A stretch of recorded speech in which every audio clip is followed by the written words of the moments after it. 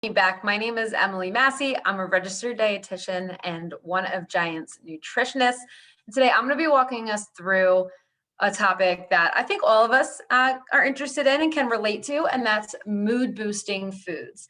And while there is a big connection between the foods that we eat and our mood, it's also important for me to point out and for us to recognize that other lifestyle factors need to be included in order to maximize the chances of elevating our mood. So overall today, it's about encompassing a healthy lifestyle to feel better and to stay healthy. So let's keep that in mind as we move forward. We're going to talk a little bit about food, a little bit about lifestyle. Hopefully all of our moods will be boosted by the end. So we're going to start off today in my virtual office, and this is where we're going to understand our moods, understand how food and lifestyle can affect our moods. Then we're going to move into the aisles and talk about some specific tools and resources and products that we can use to support a better mood.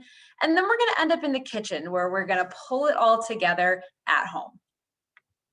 So let's start off in my virtual office, talk a little bit about what influences our mood. So there's a lot of factors that influence our mood. And of course, some are going to be good and cause us to have a better mood. Some are going to be bad and affect our mood negatively. So let's take a look at some of those factors that affect our moods that are out of our control, because we know that there are some factors that are within our control, but some that we cannot control. We're going to talk about that in a second. As you can see, it's important to have a proper balance between those stress hormones that naturally build up, which is part of life and part of being human, and those happiness hormones that make us feel our best. So I'm going to dive into that a little bit.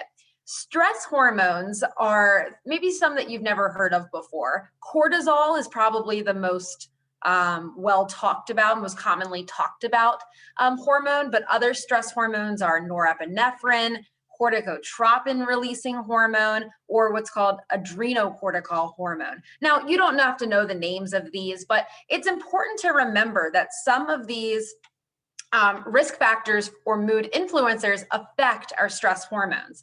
Now, on the other hand, we have our happiness hormones. These are probably things that you've heard more about, you've heard more commonly. That's things like serotonin, dopamine, oxytocin, or endorphins. And what you see in this image here is that we want to have a balance between the good and the bad, between the stress hormones and the happiness hormones. And more often than not, we even want our happiness hormones to be a little more than our stress hormones, of course. Now, as I mentioned, there are some factors that are just absolutely outside of our control when it comes to mood influencers. And then there are factors that are within our control. So things that are out of our control, that's going to be our external circumstances, right? We can't really affect or change what happens externally from us.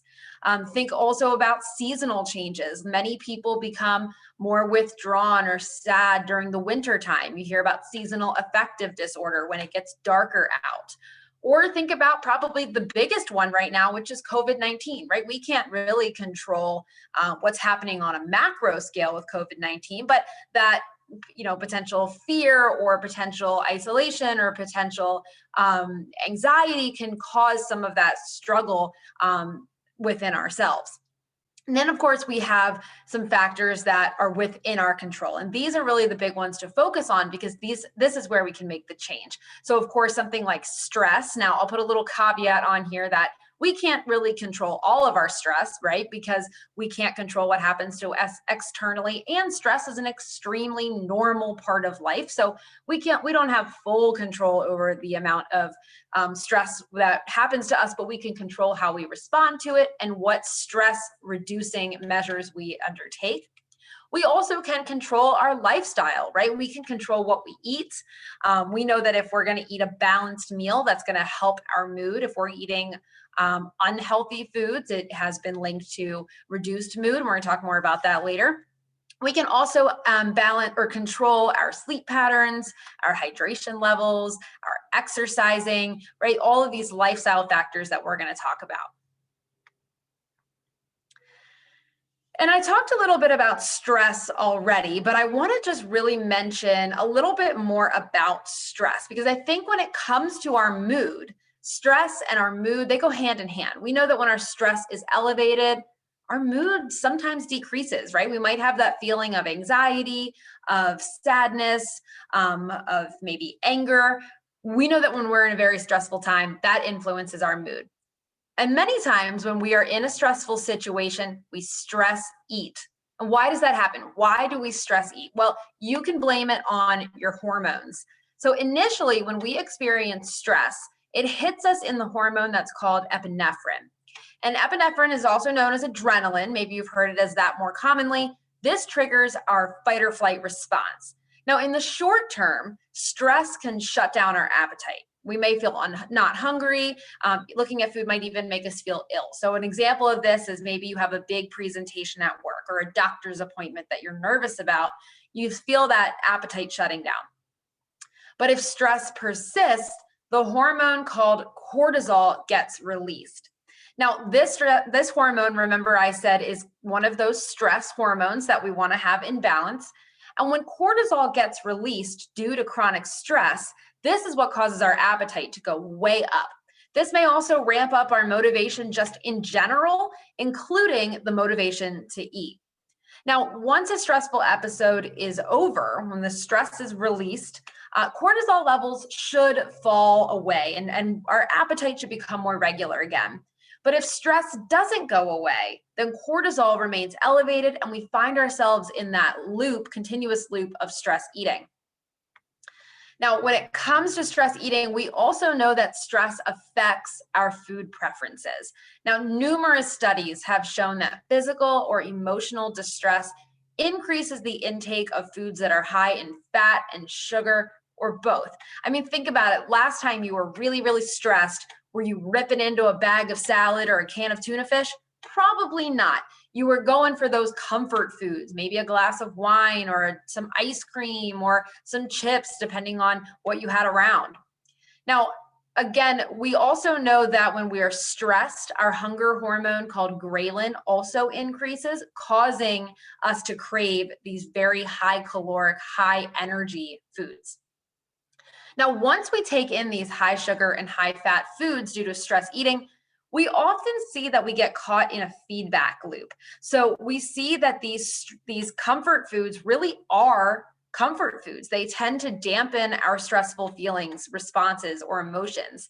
They seem to counteract stress in a way that can help in the very short term. And so this causes us to look for these types of foods again when we feel stressed, because we felt that immediate sense of relief and we're looking for that again. We also know that people who are stressed tend to lose sleep, they tend to exercise less and drink more alcohol, all of which can contribute to weight gain and influence our overall mood. So what do we do? How do we beat our maybe dampened mood or our stress and eat to boost our mood? I'm going to walk us through some nutrients that we need to make sure that we are getting in our diet to boost our mood. And then I'm going to move forward into the aisles and talk about how we can put this into action and look for items in the store that can help boost our moods. So I'm going to start off with running my way down this list of mood boosting nutrients. Okay, first on the list is vitamin C. Vitamin C is very important for boosting our mood because it helps with the synthesis of serotonin. Now remember, serotonin is that happiness hormone. Vitamin C is required in the conversion process of compounds in our blood to become serotonin. Now, vitamin C is going to be present in lots of different foods, but particularly fruits and vegetables. And so as a dietitian, I'm always telling my customers and the people in my classes that fruits and vegetables are the first step to a healthy diet. And that's true for many, many reasons. And here's just one more reason. Any fruit or vegetable that you like is going to provide some sort of vitamin C, and that vitamin C is going to help produce serotonin, the happiness hormone. Now, again, I always like to emphasize, you can go for any fruits and vegetables that you like. So if you're sitting there thinking that, oh, I don't really like that many fruits and vegetables, I kind of stick to the same 2 or 3, That's okay. Of course, variety is always going to be important and it's always something we strive for, but any fruit or vegetable is better than none. So whether it's fresh, frozen, or canned, get it on your plate. The next nutrient to talk about is tryptophan. Now, tryptophan is an amino acid, and amino acids are the building blocks of protein. But this particular amino acid also helps with the synthesis of serotonin again, that happiness hormone. Now, we often hear about tryptophan around Thanksgiving. The idea is that we hear that more turkey that we eat, it makes us feel sleepy, and it's the tryptophan that's causing that effect. Truth is, it's really just our full bellies from a large meal that's making us feel tired, not the tryptophan necessarily. However, turkey is a good source of tryptophan, and it can be a very good inclusion in a well-rounded diet. Other places you're going to get tryptophan include bananas, asparagus, and dates. Next on the list is magnesium. Suggestive evidence recently has shown that magnesium can help with anxiety levels. So this is huge when we're thinking about boosting our mood. Although we do need to have a little bit more research in the realm of magnesium as an anxiety booster. I wouldn't say it's a cure, but it may have a calming effect. And we're going to find magnesium in dark leafy green vegetables, where we're also going to get vitamin C, also in nuts and legumes. I'm going to talk a little bit about folate here. Folate is another nutrient needed to boost our mood. There's a body of evidence suggesting that folate deficiency has been linked to depression, and more evidence is coming out about this in recent years.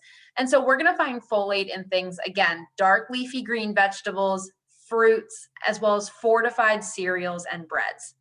Similarly, vitamin B6 is going to be another nutrient that will help boost our mood. Vitamin B6 is one of those vitamins that gives our body energy. It allows our body to use the energy within in a really productive way. And so we know that when our energy levels are up, our mood tends to be up as well. And when we have a very low energy level, if we're feeling sluggish or tired or weak, that causes our mood oftentimes to decrease. Again, you're going to find vitamin B in those fortified grains and cereals, as well as whole grain products. Now, vitamin D is another big mood booster. Vitamin D is often called the sunshine vitamin, and we're going to talk about this in more detail coming up. Vitamin D is present in some foods, and you're going to see some examples coming up, but our best source of vitamin D intake is from the sun. And think about it. We know that when the sun is shining, we feel it on our skin. Generally, we feel a little better. And oftentimes, people associate the winter, when there's a lack of sunlight, with weakness or with sadness or with anxiety. So getting consistent sun exposure in a safe way, of course, is very important. And then lastly, omega-3s. Omega-3s are another important part of a mood boosting diet. You're going to find omega-3s in things like fatty fish, like salmon or tuna, but you're also going to find omega-3s in olive oils and avocados, things that provide heart healthy fats, because that's what omega-3s are. They're healthy fats that are important for your heart health. So the question is, where do we get all of these nutrients? I talked a little bit about some food sources of each, but how do we put this into practice? I'm going to walk through and talk about some of the different nutrients I already referenced and where we can get them, starting off with vitamin C and tryptophan. So remember, I said that vitamin C and tryptophan are essential for the creation of serotonin. And I mentioned that you're going to find vitamin C in fruits and vegetables. You're going to find tryptophan in asparagus and dates. So how do we put this into practice?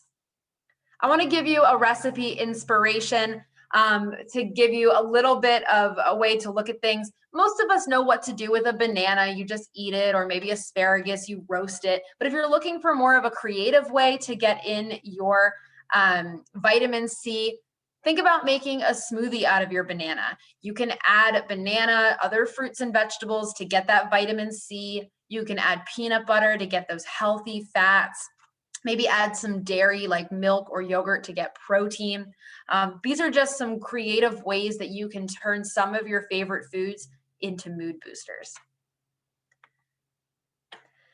Now, I talked a little bit already about magnesium and folate, about how magnesium can help prevent anxiety, and folate can help boost our moods by because of research showing that a folate deficiency is linked to depression. These are some examples of the most common ways to get in magnesium and folate in your diet.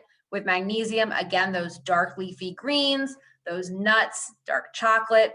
With folate, you're going to get fruits and vegetables, dark leafy greens as well, beans, as well as fortified breads and cereals. Now, I want to give a special shout out to one of my favorite items on the shelves these days. This is our hand-picked item for the month. Every month, the nutritionist team picks a hand-picked item that is our must-try for the month, not only for its great taste, but for what it provides nutritionally as well. And this month, it's Bowery Farming.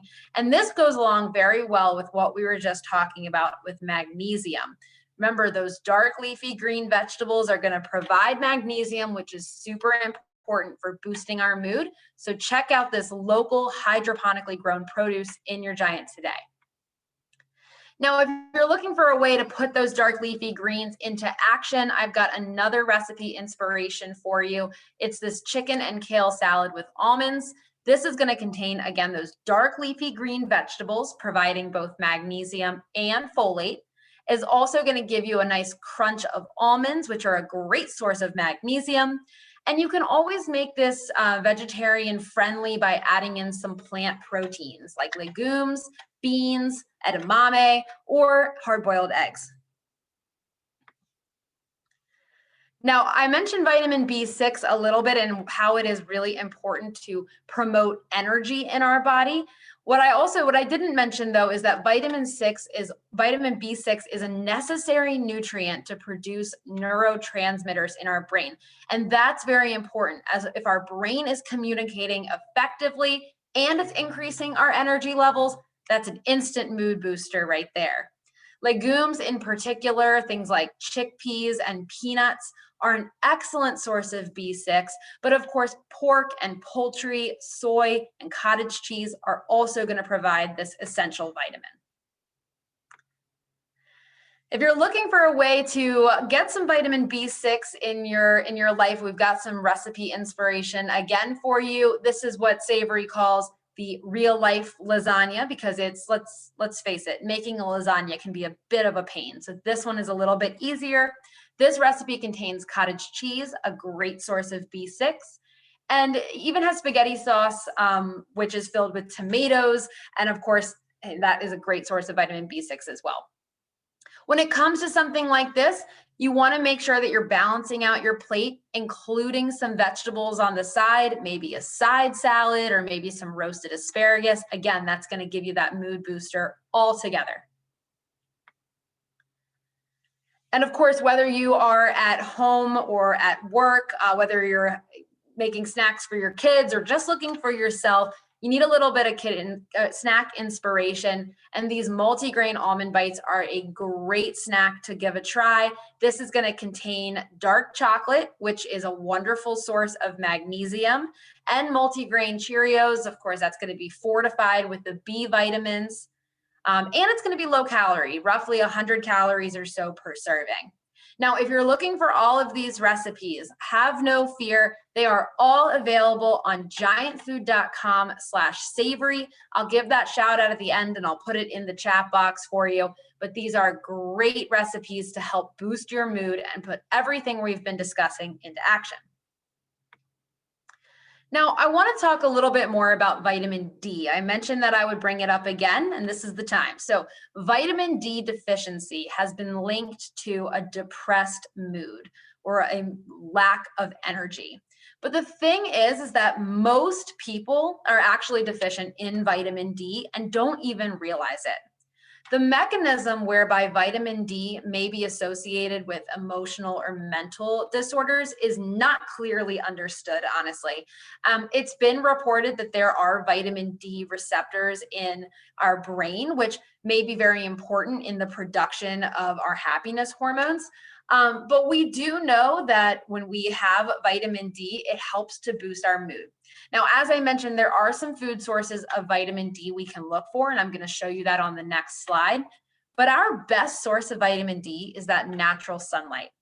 Again, this is easier to get at a time like right now when the weather is nice and we can go outside. It's a little bit harder to get during the winter time, but only about 15 minutes per day will allow you to get the vitamin D levels that you need to keep your mood happy and also support your bone health, which is another important role of vitamin D. But that being said, there are vitamin D sources out there. They're just a little few and far between. But one of our best sources is dairy. Now, whether that's cow's milk dairy or alternative plant-based dairy, we want to be looking for dairy that is fortified with calcium and vitamin D. So again, this can be dairy, regular cow's dairy milk, or it could be soy milk, almond milk, coconut milk, oat milk, whatever kind of milk you're getting. Just turn over that packaging, look at the food label, and make sure all the way at the bottom that you see that it contains calcium and vitamin D. Now, on the other hand, vitamin D, we're also going to get from those fatty fish, things like tuna and salmon. This is another great source of vitamin D. We also know that the dietary guidelines for Americans recommends intake of seafood 2 times per week. So this is a great way to not only meet that recommendation, but get your vitamin D in as well. Of course, I'm not going to leave you hanging without a recipe inspiration. So these horseradish tuna deviled eggs are an excellent way to get your vitamin D, as both egg yolk and tuna are good sources of vitamin D. And again, this recipe is going to be found on giantfood.com/savory. Now, I want to wrap up with talking a little bit more about omega-3s and where you can get them. Now, it has been proposed that omega-3s can easily travel to your brain and interact with mood-related chemicals inside your brain. And they also have an anti-inflammatory effect that may help relieve symptoms of depression. Omega-3s are those heart-healthy fats that we want to be getting in our diet anyway on a regular basis, and these mood boosting effects are just the icing on the cake. Now, again, you're going to get omega-3s from those fatty fish, things like tuna or salmon. You're also going to get them from nuts and seeds, particularly walnuts have the highest levels of omega-3s. Other ways to get omega-3 is flaxseed or flaxseed meal. And then some alternative dairies do have omega-3s added in because if you do follow a vegetarian or vegan lifestyle, it can be difficult to get omega-3s since seafood is such a plentiful source. So alternative dairies, in addition to having that vitamin D we're looking for, some come supplemented with omega-3s as well. And in terms of a recipe inspiration for omega-3s, we have this teriyaki salmon burger with a zoodle salad. So zoodles, for anyone who isn't aware, are just long spiralized zucchini noodles or zoodles. And of course, we know that salmon burger is going to provide us with that omega-3 as well as be an excellent source of protein and provide vitamin D. And I have to give you a little bit of a dessert snack idea. We've got these date waffle truffles. We know dates and walnuts are excellent sources of those mood boosting nutrients that we want to get more of. Dates are going to provide us with tryptophan, which produces that serotonin or the happiness hormone. And then walnuts are going to be a great source of omega-3s. We also have a snack inspiration here, crispy barbecue ranch chickpeas. You just simply take some chickpeas, which are great sources of protein and vitamin B6, lay them out on a baking tray, add your favorite seasoning. This particular one is seasoned with barbecue and ranch, but you could use garlic powder, onion powder, cayenne pepper, whatever you like. Roast them at about 400 degrees with a drizzle of olive oil for about 15 minutes or so, and you've got a crunchy snack that's going to help boost your mood. Now, looking at some additional products we love to help de-stress, because we've talked about the relationship between stress and an influenced mood. These are just some more examples, some that you've already seen, like the dates and the bananas, but also some high protein granola bars to help keep you feeling full and satisfied, some dark chocolate, because who doesn't feel better when they eat dark chocolate? but also because it's a great source of magnesium, which we know helps to ease our anxiety levels. Herbal tea is a great way to decompress a little bit. They have that calming effect. Of course, things like chamomile and mint are probably the most familiar of the herbal teas, or the most common. But things like barley tea and passion flower tea have also been associated directly with an increased mood. And then lastly, you see chocolate milk on here. This is going to be a great source of protein, of course, but Fairlife in particular adds omega-3s into their chocolate milk. So again, you're getting that natural boost. And I also want to talk a little bit about some products we love to help improve our sleep. I mentioned at the beginning that lifestyle factors are so important when it comes to boosting our mood. And I mentioned that, of course, food is going to have something to do with this, but we really also need to focus on lifestyle. And eating and drinking to improve better sleep means more than just avoiding caffeine and more than just avoiding those heavy, heartburn-inducing foods at night. Certain foods and beverages may actually help you fall asleep faster and sleep more soundly. And these are some recommendations by the Sleep Foundation to put on your grocery list for more restful nights. First of all is going to be complex carbohydrates. So it's generally recommended to skip that white bread, refined pasta, or sugary baked goods. These may actually reduce serotonin levels and impair your sleep. Instead, you want to choose whole grains for your bedtime snack. I'm talking things like popcorn. Yes, that's a whole grain. Things like oatmeal or whole wheat crackers with nut butter. Speaking of nuts, a handful of nuts, particularly almonds and walnuts, contain melatonin, which is a hormone you've probably heard of to regulate your sleep and wake cycle. Now, eating these nuts can increase your blood levels of this hormone, which can lead to helping you sleep more soundly. Cottage cheese is another excellent option. Foods that are high in lean protein, like cottage cheese, also pack the amino acid tryptophan we talked about earlier, which is directly involved in increasing your serotonin levels. Now, again, that's that happiness hormone, and low levels of serotonin can lead to insomnia. So if you're looking to sweeten up the cottage cheese a little bit, maybe top with raspberries, because they're also a great source of melatonin. Of course, fruits and vegetables we've already discussed as generally good for our overall mood, but certain fruits in particular contain melatonin that can help you fall asleep faster and wake up less during the night. So for instance, tart cherry juice or whole tart cherries contain a lot of melatonin, and bananas, pineapples, and oranges are also excellent sources. Now, I'll tell you this is a little fun fact. If you have insomnia, eating 2 kiwis before bed may actually increase your sleep duration by an hour over the course of a month. Other fruits and vegetables that are rich in antioxidants, like berries, prunes, raisins, or plums, may have a similar effect by helping to counteract the oxidative stress caused by a sleep disorder. So I think, in my opinion, that's a fun fact. And then I also talked about herbal tea a little before, but we know in relation to sleep, a nightly cup of tea, of course, without caffeine can be a perfect relaxing ritual. And chamomile, ginger, and peppermint, they tend to be very calming, very warming effects before bedtime. Now, before we move on, one question that I get pretty frequently is, what about warm milk, right? We all grew up hearing that warm milk was going to make us sleep better, and is that true?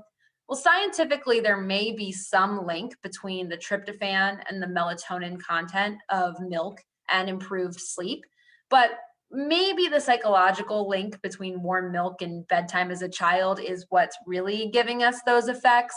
But just like hot tea, a warm drink of milk can provide that very soothing backdrop for a relaxing bedtime routine.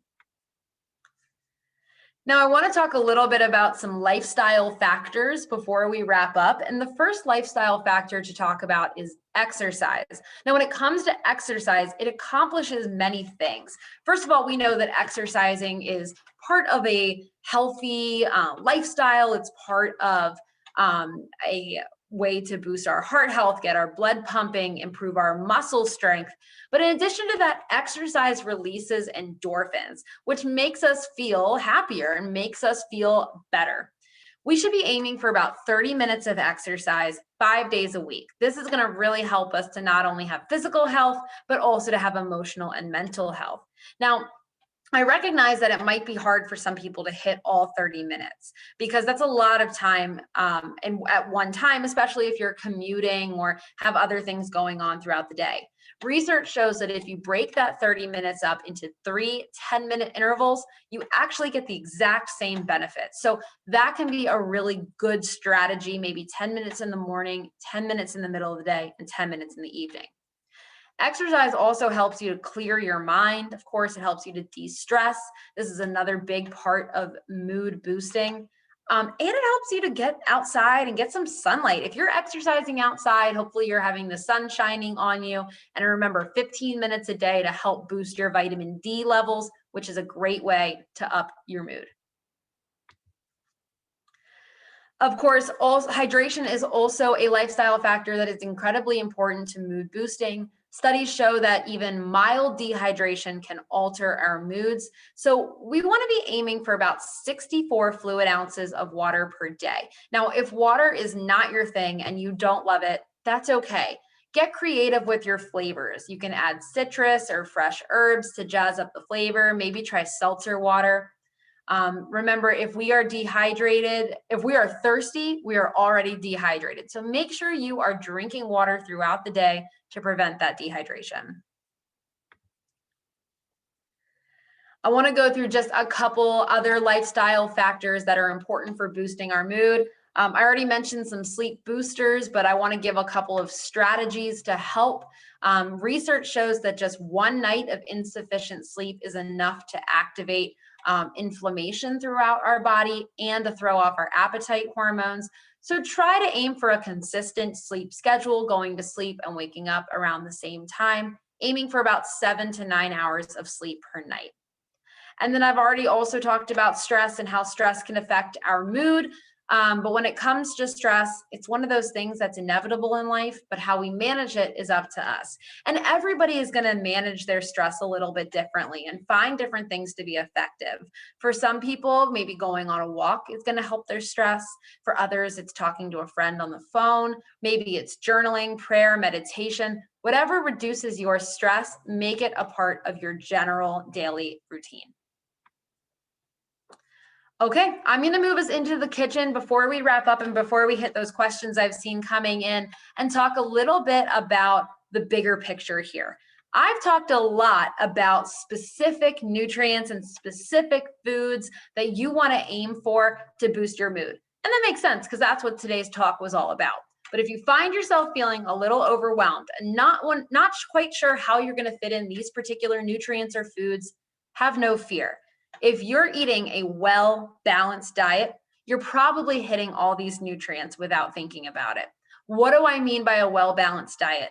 I mean that you're following the USDA MyPlate. So the USDA MyPlate is a visual representation for what a healthy diet looks like. MyPlate shows us that half of our plate should be filled with fruits and vegetables.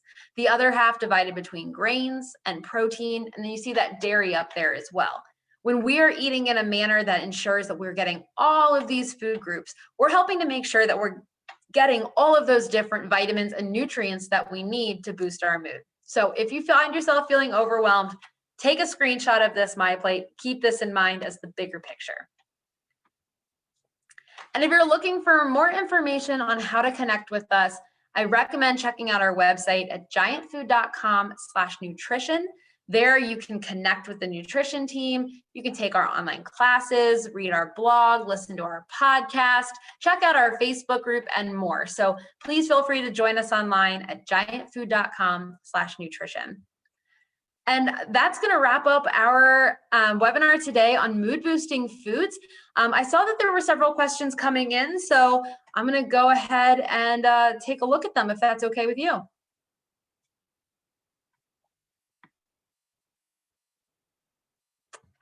Okay, I see a question here. If there are any handouts, Yes, so I have a little bit of information that I can forward along to you that maybe you can share out, but I also see that the links to previous recordings are here. And if you go to our website at giantfood.com/nutrition, we have a resources tab that provides some handouts there. So please feel free to take a look there as well. Excellent. Okay. We have a question here about quantity. How much of these foods are recommended to achieve better moods, better sleep, etc.? If I eat a half pound of almonds, for example, is that better than just 1 or 2 ounces? So that's a really good question. My answer to that would be it's more about consistency than a single time amount. Yes, if you ate a half pound of almonds, theoretically, you would get more of those mood boosting nutrients at once than you would if you just ate a small amount. But if you're taking in all those nutrients at once, your body doesn't really know how to respond to that much at once. And it'll keep what it needs and filter out the rest. And that's why consistency is so much more important. So just to eat a smaller serving multiple days in a row, as opposed to one big serving just once, you're going to get more benefit from that consistency. We have a question here. What about green tea? Green tea is an excellent, it's kind of like the herbal teas in its effects on your sleep and your stress. Now, green tea does have a little bit of caffeine, which is why I left it off of the types that can help your sleep, because if you're caffeine sensitive, you might feel those effects more as opposed to herbal teas, which have no caffeine. But green tea is also going to give you that soothing ritual and help you to feel calm. We have another question here. When it comes to dark chocolate, is there a darkness level that is best for mood boosting? For example, will eating 99% dark chocolate improve my mood more than 85% dark? You know, not necessarily. I would say, first of all, you want to vote with your taste buds, because I don't particularly love the 99% dark chocolate. You know, anything around above 70, it's a little too bitter for me, but some people love it. So I would say first thing is go with your taste buds, but as long as you're choosing dark chocolate and enjoying it in moderation, you're still going to get those effects. Okay, next question we have here is, in the evening, around what time should you stop eating for a good night's sleep? I can't seem to sleep more than 6 hours, and I've heard that it may be due to a drop in glucose. So in terms of glucose levels or lab values, if you're having concerns about that, I definitely recommend reaching out to your doctor.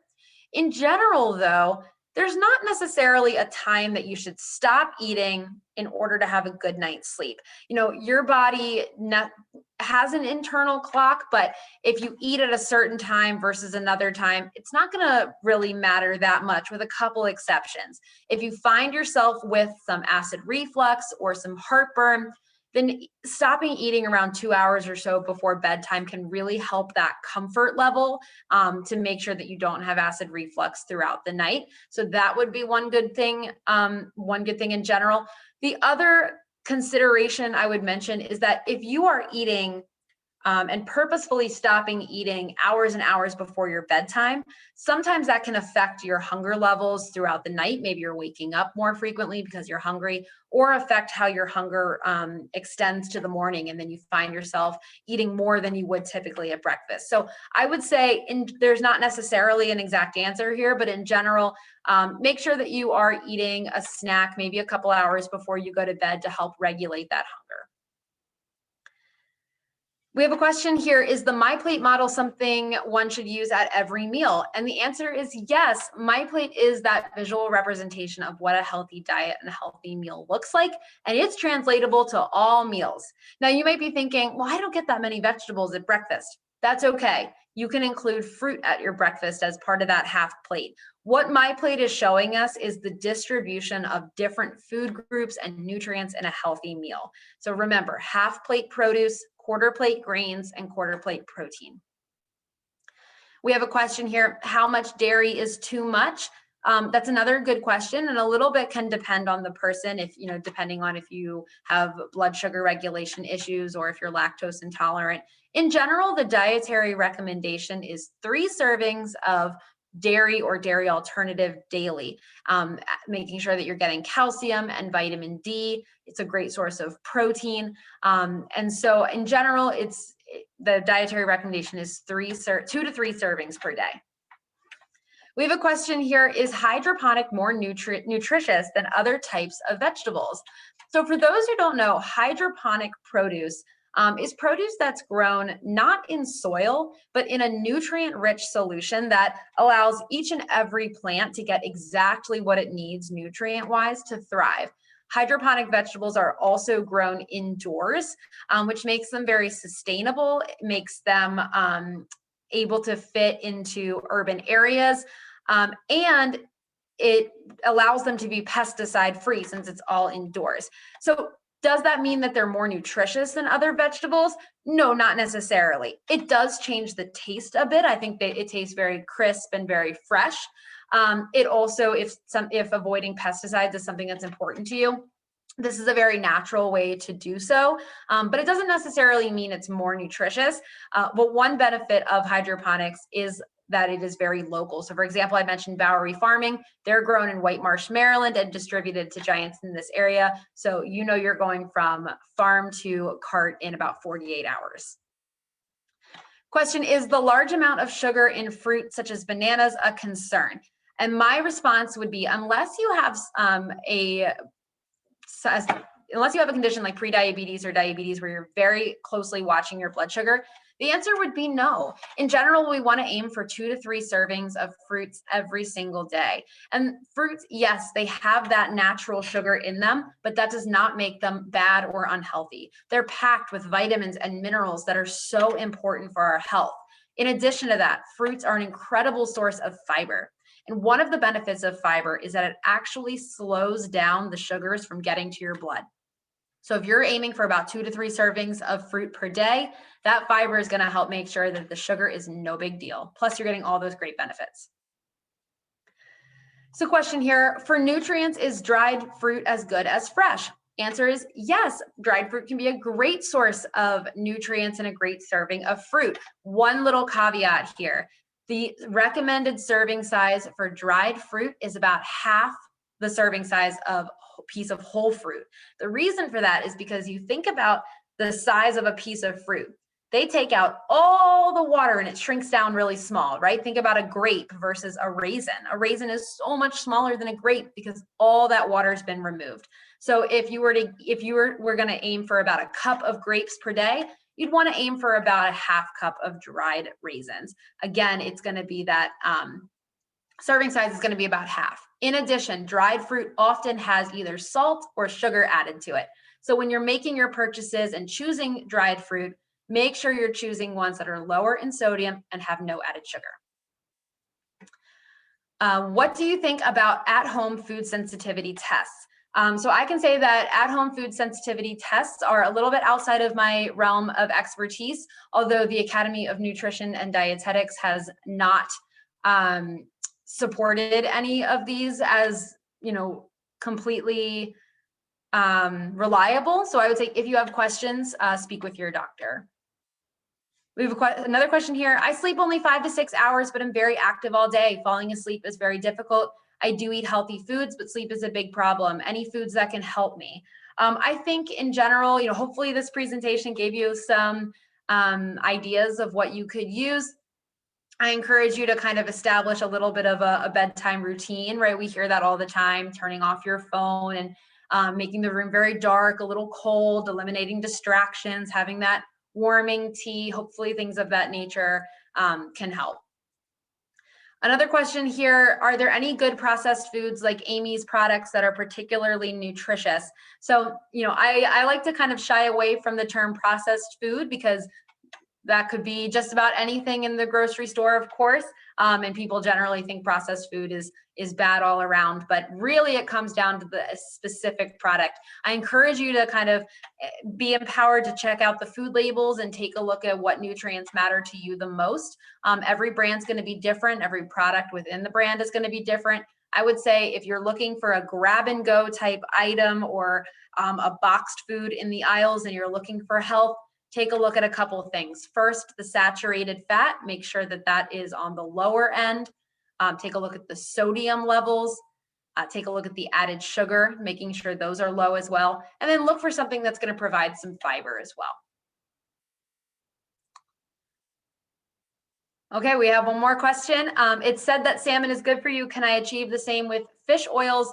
If you follow a vegetarian or vegan lifestyle and you are not eating salmon, supplementing with omega-3 supplements can be a good choice. And I recommend speaking with a dietitian individually or a doctor about that. You can also get omega-3s, as I mentioned, in nuts and seeds and flaxseed and fortified dairy. So there's other food sources out there. If you do eat seafood as part of your normal diet, then I would say you're better off eating the fish than getting the supplement, because it's always better to get the nutrients from food first, because you get all those other wonderful nutrients that are in that food as well. And we do have a question, will this recording be available to watch again? If so, where can we find it? And oh, there you go. Answer is yes. Are there any other questions I can answer for you all? We have a question. Can you give the percentage that saturated fat, added sugar, and sodium should be? So in general, if you're talking about the percentage on that food label, you may have seen the percentages all the way on the right. That is the percent daily value. It's the percent that that food item and one serving of that food item provides to your daily recommendation of that nutrient. For saturated fat, added sugar, and sodium, we want to be looking for foods that have as low as possible, ideally about 5% daily value or less. Absolutely. I see a comment here, future class idea, reading food labels. I would be happy to come back and do that class. We have a class all about reading food labels and applying it. And so I would be happy to come back if you all would be interested.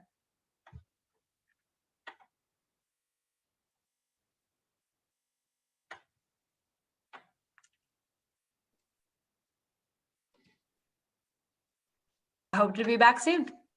All right, take care. Thank you. Have a good one. Thank you.